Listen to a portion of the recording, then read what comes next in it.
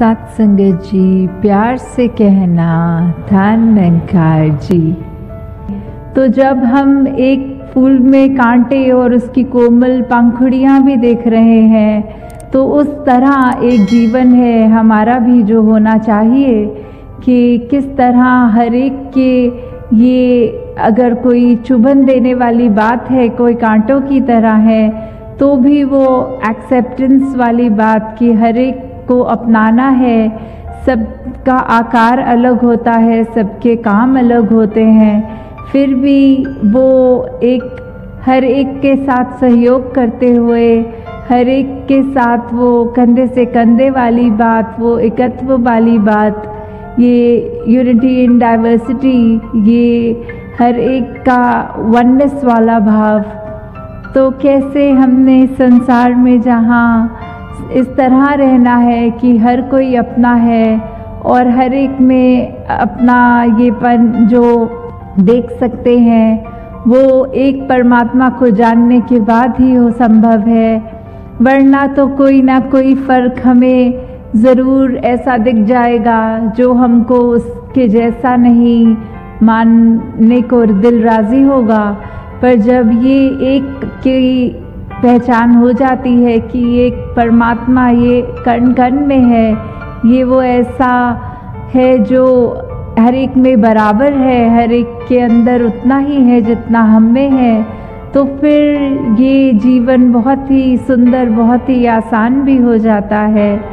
चाहे वो दीपक का एग्जाम्पल लें कि वो आकार दीपक का अलग अलग हो सकता है, पर वो जो उसके अंदर लौ होती है, ये रोशनी होती है, ये एक आग जब उसके अंदर लगाते हैं तो वो कॉमन आग होती है, उस आग में फ़र्क नहीं होता। चाहे कोई लाल रंग का दीपक हो, चाहे हरा हो, चाहे कैसे भी पेंट किया हो, तो उसका दीपक का काम भी रोशनी फैलाना है और उस दीप में जो ये आग है वो भी एक है। तो वो परमात्मा ही हर एक में है, चाहे हम कितने भी भिन्न दिखते हों, किसी भी कल्चर के हों, कहीं रहते हों, तो हम में जहाँ ये भाव रखने हैं, संसार एक हमारा है, हम इस संसार के हैं, ये सेवा भाव भी मन में रहे कि जितना हम संसार को दे सकें उतना हमने एक अपनी अच्छाई अब समर्पित भाव से देते चले रहना है। जितना इस निरंकार के एहसास में सुमिरन कर पाएँ, अधिक से अधिक वो भी करना है। और ये संत मति वाले जो सत्संग में जो भी एक एक शब्द हमें सुनने को मिलता है, ये बहुत ही परोपकारी वचन होते हैं जो हमारा सुधार करने के लिए हैं। हम जितना उन वचनों पे चल पाएँ, उतने ही ज़्यादा हम एक अपने दिल को और अच्छा कर पाते हैं। ये हृदय, ये मन, इसकी अवस्था हमारी और एक श्रृंगार ले लेती है जब ये अच्छे गुणों को अपना लेता है। तो कैसे हमने जीते जी ये बात जो आज भी सत्संग में भोली वक्ताओं ने कि कैसे एक जो सच्चाई है जीवन की वो मृत्यु है, कि ये सांसों ने तो चले जाना है, तो जीते जी जो इसका हम एक इसमें से फुल पोटेंशियल की बात की, सबसे ज़्यादा हम अपनी ज़िंदगी को जीते हुए जो इसका पूरा भरपूर एक सदुपयोग करें, तो वो भी तभी संभव है जब इसके सांसों की लड़ी चल रही हो। क्योंकि जब इसने ख़त्म हो जाना है तो कोई कार्य ऐसा नहीं जो हम कर पाएंगे। जो भी कार्य करने हैं वो जीते जी ही करने हैं। और इसमें प्रथम वही बात कि अपनी पहचान कर लो। इस परमात्मा को जब देख लेंगे, इसको जाना जा सकता है, उसको जान लेंगे, तो उसके बाद हमें अपनी भी पहचान ये समझ आ जाएगी कि हम क्या हैं, इस संसार में क्या लक्ष्य लेके आए हैं और सांसें ख़त्म होने के बाद कहाँ जाना है। फिर वही बात जो किसी भी रिलीजियस स्क्रिप्चर में देखें, कोई भी जो जहाँ आस्था रखते हैं उससे मेल खा के देख लें तो ये मोक्ष मुक्ति इसकी भी जो बात है ये किससे संभव है? ये इस ब्रह्म ज्ञान द्वारा ही संभव है। तो जहाँ हमने अपने आप को उस रूप में देखना है, वहाँ ही अपना ये सुधार के लिए हर पल जोड़ना है कि संसार में हम आए हैं तो अपनी खूबसूरती सिर्फ तन को ना सजाएं, अपने मन को भी सजाएं और ऐसे गुणों को अपनाएं जो हमारे भले के लिए तो है ही, बल्कि ये संसार के लिए भी परोपकार में जुटे रहें। तो एक कहानी भी जो ध्यान में आ रही है कि कैसे हमें एक दूसरे पे उस तरह नहीं फरेब की बात आती है, ये मन में धोखे आ जाते हैं। तो कैसे एक गांव में एक जिनके पास फार्मर पर वो डेयरी फार्मिंग वाले जो एक दूध का व्यापार करते हैं, एक माखन बेचते हैं, तो कैसे वो एक अपने दुकान पे आते थे जो ब्रेड बेचते थे। तो उन्होंने ऐसी एक अंडरस्टैंडिंग की हुई थी कि जितने वेट का आप मुझे ब्रेड दोगे उतने वेट का मैं आपको माखन दूंगा। तो ऐसे ही उन्होंने ये सालों साल चलाया और इतना उनका आपस में ट्रस्ट बन गया कि फिर वो तराजू में रखने के लिए वो रखते नहीं थे, वो बस एक दूसरे को एक पैकेट वो एक्सचेंज रूप में मुंह से बोल के कि ये इतना ग्राम है इसमें। तो ऐसे ही ये लड़ी चलती रही। फिर एक दिन वो ब्रेड बेचने वाले के मन में ये बात आई कि मैं देखूं ये माखन मुझे कितने ग्राम का मेरे मित्र ने बेच दिया है। तो जब ऐसे देखा गया तो वो कम था और उसको बहुत ही उस पे ये बात अच्छी नहीं लगी। वो इस बात को अपने सरपंच में, ये पंचायत में भी जब लेकर गए तो वही बात आई कि उन्होंने भी कहा कि इसको एक ही तरीके से देखा जा सकता है कि हम उसी तराजू पे वो आज की बिक्री की ब्रेड को रखेंगे और मक्खन को, तो पता चल जाएगा। तो सभी के सामने बात यही आई कि जो माखन तोलने वाला था उसके पास तो घर में तराजू भी नहीं था। वो अपने हाथ पे जितनी ब्रेड का वज़न होता था उतना वज़न मक्खन का करके ही देता था। तो पहले मन में ये ब्रेड बेचने वाले के आया कि मैं उसको कम ग्राम दे दूं और उसने तो वादा किया है भरपूर पूरा ही उतना करेगा। तो कैसे ये विश्वास की बात होती है, कैसे हम एक दूसरे के लिए अगर सोचते हैं कुछ और उसके लिए मन में कुछ बुरी एक अपने मन को नेगेटिव कर लेते हैं। जो अभी सत्संग में भी जिक्र आ रहा था, we should be negative about negativity. हर एक चीज़ के लिए हमें जो हमारे को एक अच्छा कार्य करने से रोक रही है, हमें उसके लिए तो अपनी आंखें चुरानी है, पर अच्छा काम करने के लिए नहीं। हमें हर एक के दिल से उनके आंसू पोंछने हैं, उनको दर्द नहीं देना, उनसे नफ़रत नहीं करनी, उनसे फरेब नहीं करना।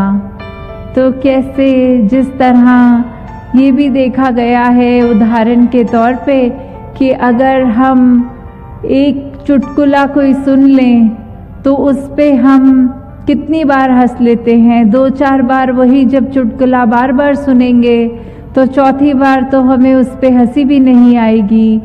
तो हम कैसे अपने दुखों को, वो एक ही दुख पकड़ के जो इस परमात्मा ने इतने और सुख दिए हैं उनको तो नज़रअंदाज कर देते हैं, और एक अगर कोई चीज़ हमारे अनुसार नहीं है जीवन में, उसको दुख समझ के उस एक दुख को पकड़ के उसके ऊपर बार बार रो लेते हैं। तो कैसे जिस तरह वो अवस्था की बात आ जाती है, ये जो परमात्मा ने दिया ये सब जीवन के लिए, सुधार के लिए दिया।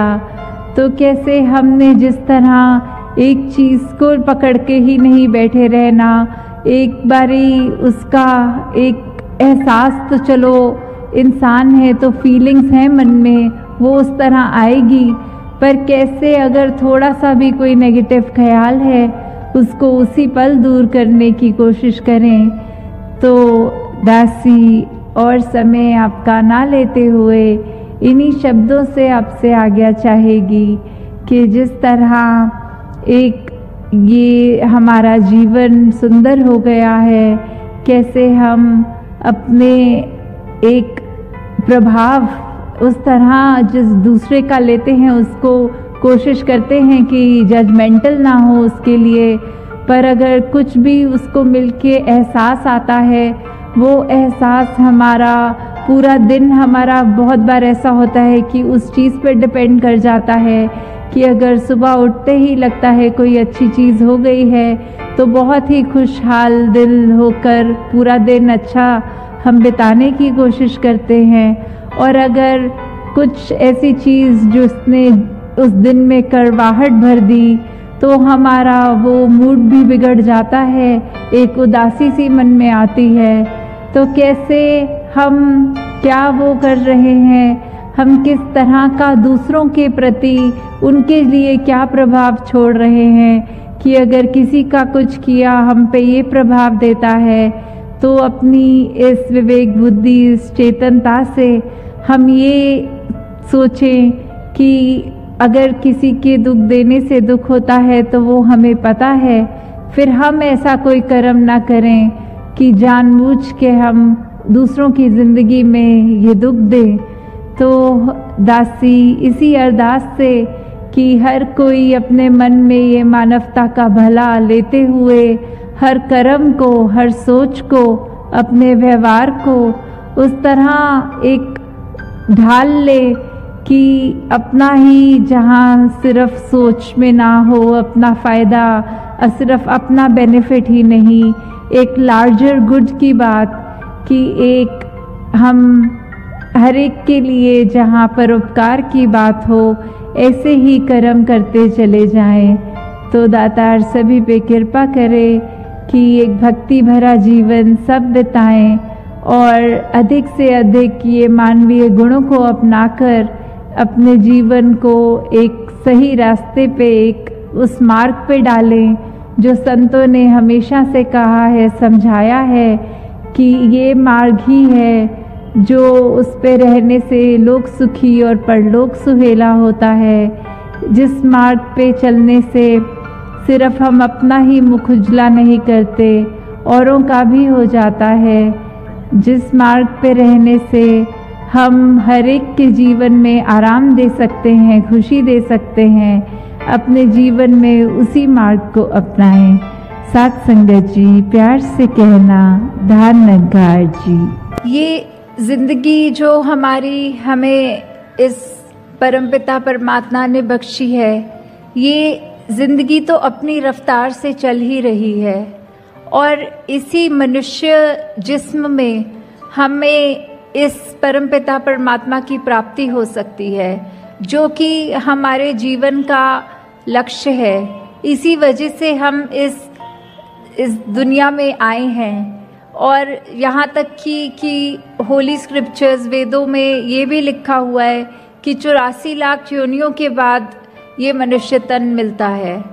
हम आज की डेट में अगर ये भी मान लें कि काफ़ी योनियाँ अगर एक्सटेंड भी हो गई हैं उसमें, तो भी देखें तो जितनी हैं, अगर हम ये माने एक सेकंड के लिए कि हम सब इतने सारे शरीर बदल के फाइनली इस ह्यूमन शरीर में आए हैं, तो इतना हमारे को जो ये मिला है, इतना जिसको बोलते हैं प्रेशियस शरीर है, इसमें और बाकी योनियों में क्या फ़र्क है? क्या वो सब योनियों में हमें भोजन नहीं होता? सारे जानवर हम देखते हैं खाना भी खाते हैं, वो सोते भी हैं, वो अपना अगर उनको कुछ भय का एहसास की भावना भी उनके अंदर रहती है, और मनुष्यों में भी सेम होता है। तो मनुष्य को जानवर से अलग करने का वो क्या है? वो हमारा ये दिमाग जिसको चेतना, विवेक, बुद्धि की बात है, ये भी होते हुए मनुष्य में मनुष्य की चॉइस होती है कि क्या वो अपना सारा एनर्जी, अपना दिमाग एक ऐसे रास्ते पे लगा ले जो कतई बिल्कुल नफरत का रास्ता है और बिल्कुल वो एक जैसे कहते हैं कि दूसरों का बदला रखने की भावना या अहित की भावना, वो ऐसा रास्ता ले या फिर परोपकार का ले। ये हमारे जो बुद्धि में भी समझ बात आती है कि ठीक है, पल दो पल के लिए तो हम अपने इंस्टिंक्ट्स पे काम कर लेते हैं और ये सोच लेते हैं कि इस समय हमें क्या करना है, पर एक नेचर को एक स्थिरता में अच्छे परोपकारी कर्म लाने के लिए तो ये ब्रह्म ज्ञान का ही सहारा लेना पड़ता है। जब तक इस परमपिता परमात्मा, जो कि हर तरह बताया गया है कि किसी भी डेफिनेशन में देख लें, वो एक स्थिर है, जब तक हम अपना नाता उस स्थिर के साथ नहीं जोड़ेंगे, हमारा जीवन सहज नहीं बन पाएगा। और उसी साथ हम अपना जीवन अगर एक स्टेबिलिटी, जैसे अभी जिक्र भी किया था एक बच्ची ने स्टेबिलिटी का, तो वो हमें इधर अपने जीवन में उतारने के लिए कि ये जो दुनिया के उतार चढ़ाव तो आते ही रहने हैं, ये खुशी, ये गम, ये कोई ऐसी सिचुएशन जो अभी दुख है तो अभी सुख है, वो तो नहीं बदलती।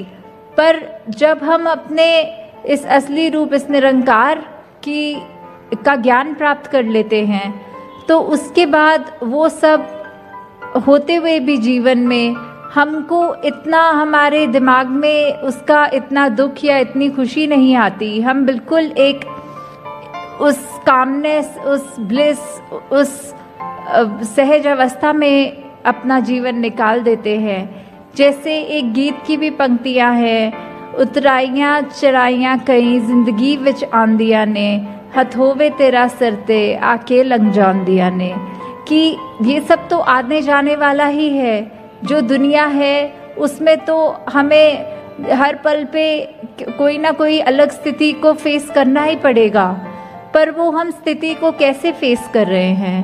क्या हम उसमें कंप्लेन कर रहे हैं, या उसमें भी हम ये मान रहे हैं कि अगर इस निरंकार, इस गॉड, इस राम, इस परमात्मा ने हमारी ज़िंदगी में ये घटना घटी है तो अवश्य ही कोई बहुत ही मेरे लिए सुखदाई उसके पीछे कारण है, चाहे उस समय वो कितना भी ऐसा लग रहा हो कि ये मेरे साथ क्यों हुआ।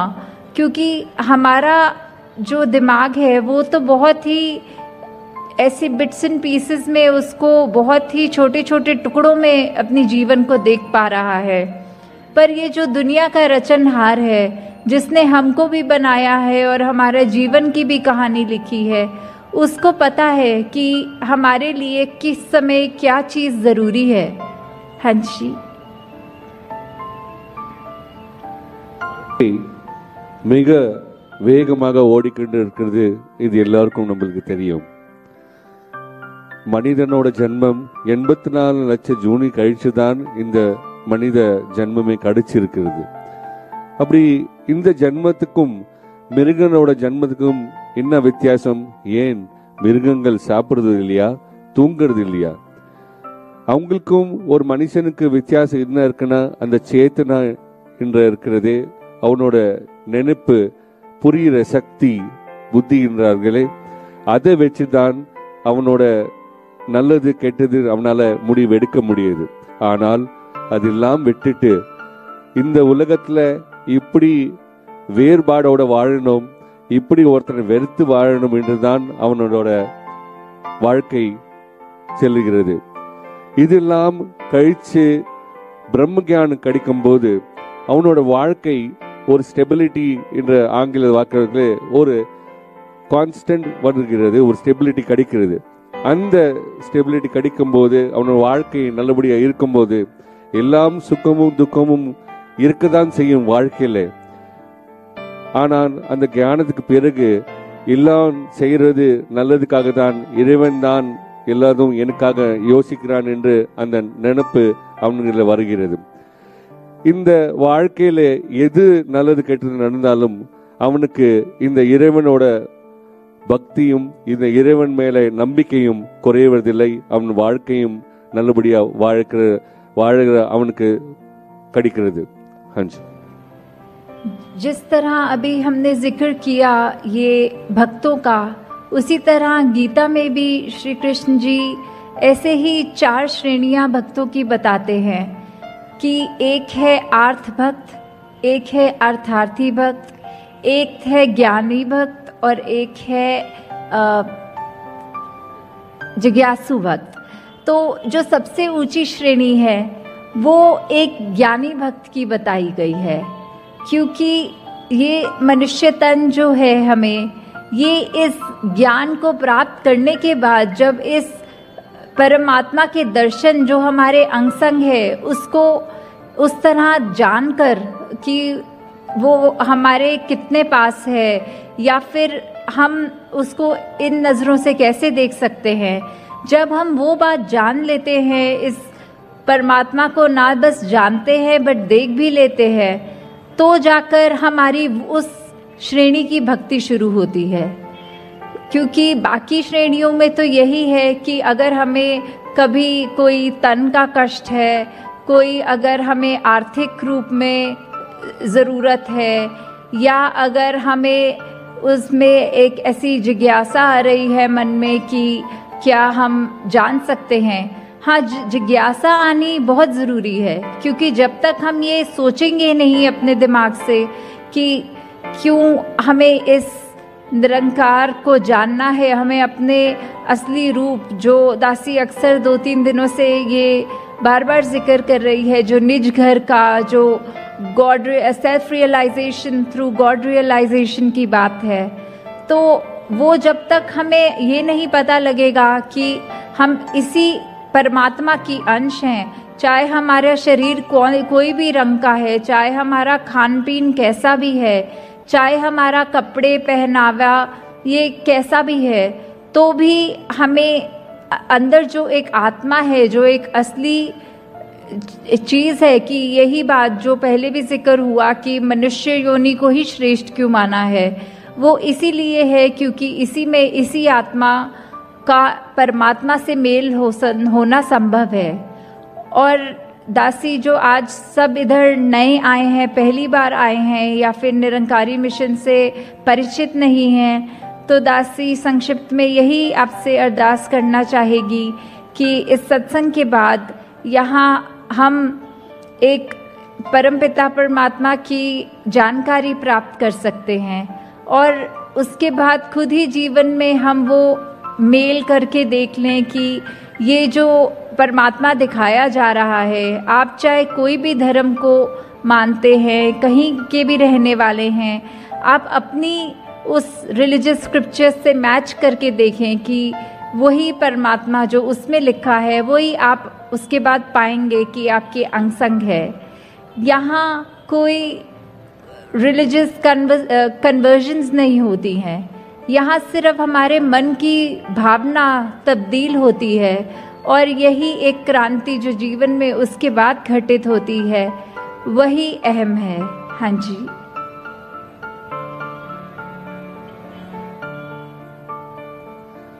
கீதால கிருஷ்ணர் அவர்கள் 4 வேறுபாடு சொன்னார்கள் மனுஷனோடது. அதாவது ஆர்த், அத்தர்த், ஞானி அண்ட் ஜிக்யாசு. அதுல ஞானி என்ற ஸ்ரேணி இருக்கிறதே அது முக்கியமான ரொம்ப உயர்ந்தமான ஸ்ரேணி என்று அவர் சொல்லியிருந்தார். ஏனென்றால் இந்த ஞானம் தான் இந்த இறைவனை பற்றி தெரியவதற்காக. கண்டிப்பாக அந்த உணர்வு இருக்கணும். அதாவது இந்த இறைவனை தெரிஞ்சதுக்காக, இந்த இறைவனை பற்றி புரிஞ்சதுக்காக உணர்வு இல்லைன்னா அந்த அந்த ஞானம் கூட உங்களுக்கு புரியறதில்லை. எந்த விதமான நாங்கள் உடை போட்டாலும் சரி, எந்த விதமான நாங்கள் ஜாதி இருந்தாலும் சரி, எல்லோரும் மனசுல இருக்கிறத, உயிர் உள்ள இருக்கிறது ஒரே ஆத்மா தான். அது பரமாத்மாவோட போய் சேர வேண்டியதுதான். ஸோ யார் யார் இந்த சத்சங்கத்துக்கு முதல் வாட்டி வந்திருக்கிறீர்களோ, தயவு செய்து சத்சங்கத்துக்கு அப்புறம் இப்படி சொன்னீர்களோ இந்த ஞானத்தை கொடுக்கப்படும். அந்த ஞானத்தை பெற்று நீங்க படிக்கிற எல்லா கிரந்தங்களோ இல்லை எந்த நீங்கள் ஸ்கிரிப்சர்ஸ் படிக்கிறீங்களோ அதில் இதே கருத்து தான் அவங்களும் சொல்லுகிறார்கள். நாங்கள் ஏதோ இங்கே மதம் மாறுவதற்காக இல்லை மதத்தை வேறதுக்காக எதுவும் சொல்றதில்லை. இந்த இறைவனை நீங்கள் நம்புற இறைவனை பார்த்து அவனை உணர்ந்து வணங்க வேண்டும் தான் நம்மளோட கருத்து இருக்கிறது. ஹஞ்சி आज इधर सत्संग में ना ही सिर्फ लोकल कोयम्बटूर के महात्माओं के दर्शन हो रहे हैं, पर आसपास के लगते हुए स्टेट्स महाराष्ट्र, केरला और भी आसपास की सिटीज़ सब आए हैं इधर। और मकसद सबका यही है कि इस निरंकार का गुणगान करें, ये सत्संग रूप में हम अपने मन को और मजबूत करें कि हमें जाने अनजाने में भी किसी का दिल ना दुखे हमसे। हम ये एक साथ जहाँ बैठे हुए हैं वहाँ कोई हम देख ही रहे हैं कि कोई भी कोई कुल जाति कोई नस्ल पे कुछ अलग से नहीं बिठाया गया। हम सब एक साथ एक वननेस का ये रूप में बैठे हैं। और जैसे दासी के पीछे भी आप पढ़ सकते हैं कि ये ज्ञान की रोशनी को लाइट हाउस से जो कनेक्ट करने वाली बात है वो यही है कि हम अगर खुद ही इस रोशनी से इल्यूमिनेट होंगे तभी हम औरों को भी सही रास्ता दिखा सकेंगे और वो भी हमसे ही रोशनी तभी ले सकेंगे। तो दासी इसी कामना से आप सबसे इजाज़त लेती है कि आप सब आए और जिस रूप में मर्यादित रूप में सत्संग का आनंद भी लिया और इतना आपने उत्साह दिखाया कि ये जगह भी छोटी पड़ती दिख रही है, तो दासी जब अगली बार आए तो इससे भी बढ़ चढ़ कर उत्साह आप सबका हो। धन्यवाद जी।